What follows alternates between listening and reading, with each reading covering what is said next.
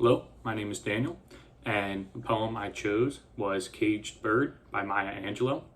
And the reason I chose this poem was after a Google search of civil rights poems, I was provided with a list of poem titles and the authors, and this one stuck out to me for two reasons. First, Maya Angelou was a name that I was familiar with, and secondly, the title Caged Bird. It intrigued me because very often we see in film and culture how birds are used to represent freedom due to their ability to flight.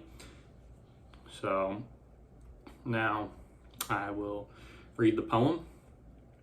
A free bird leaps on the back of the wind and floats downstream till the current ends, and dips his wing into the orange sun rays and dares to claim the sky. But a bird that stalks down his narrow cage can seldom see through his bars of rage. His wings are clipped and his feet are tied, so he opens his throat to sing. The caged bird sings with a fearful trill of things unknown but longed for still, and his tune is heard on the distant hill, for the caged bird sings of freedom. The free bird thinks of another breeze, and the trade winds soft through the sighing trees, and the fat worms waiting on a dawn bright lawn, and he names the sky his own. But a caged bird stands on the grave of dreams. His shadow shouts on a nightmare scream.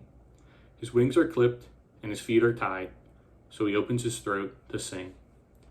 The caged bird sings with a fearful trill of things unknown but longed for still, and his tune is heard on the distant hill, for the caged bird sing of freedom. So, to start, for the entire analysis, free bird is in reference to, in general, white people at the time who had freedom, and the caged bird is for black people, but more specifically, Maya Angelou herself. She was known for doing a lot of autobiographical work. So, in the first stanza, Caged Bird, a free bird is described as leaping on the back of the wind and floating downstream. This bird is able to relax on its journey into the beautiful orange sun rays and enjoy life in general. Associated with this piece is an ability to accomplish any goal, no matter how big. With the line, dares to claim the sky. We're then introduced to our second bird, the caged bird. The cage is described as narrow and can be seldom seen through, indicating the restrictions upon this bird are so closed in, it is almost suffocating.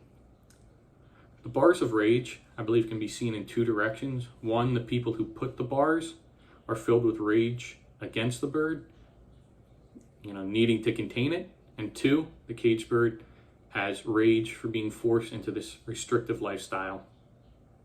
The bird's wings are clipped and feet are tied, showing how it was not enough to put up barriers around the bird, but it was also being physically beaten up to hold it down.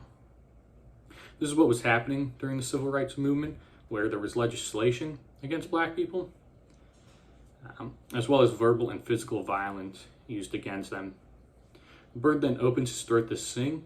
The only thing left to affect change was his voice, and I believe the specific choice of song and how to use the voice ties into culture of how during that time the blues were fairly popular, as it was a way of expression for many black individuals to cope with the treatment during the time. Then the third stanza states the bird fearfully sings for the unknown yet wanted. That's because the bird recognizes that the rest of the world will bring on a new set of trials and tribulations, but it's still better to pursue that than to stay cooped up in a cage living a sad existence. And the bird's song is heard on a distant hill, showing how his voice is being heard, but for anyone to take notice or care, it's off in the distance and it's not coming to aid anytime soon. And then it's explicitly stated that what the bird wants is freedom.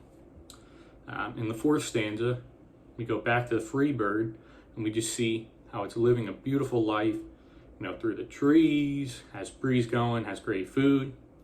And then it cuts back to the fifth stanza where the bird is standing on the grave of dreams, showing how the cage is where those dreams died.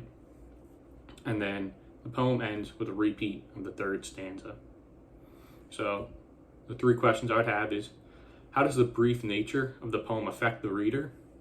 Does it enhance the experience? Does it leave the reader feeling unfulfilled? Second question is, the third and sixth stanza, which are the same, rhyme on even lines except for the eighth line. Why was that decision made to break up that flow?